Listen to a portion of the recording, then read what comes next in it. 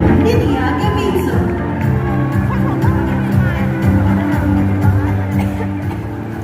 Good evening, ladies and gentlemen. I am Linia Gamizo, and I am advocating for expanding access to secondary education in rural areas.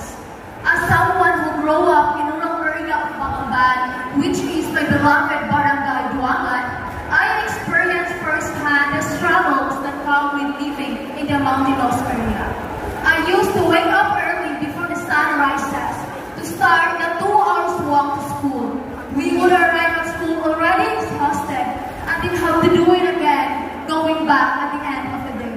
I believe that by raising awareness, highlighting the importance of education, and collaborating with government, we can help children to learn, dream, and achieve their full potential.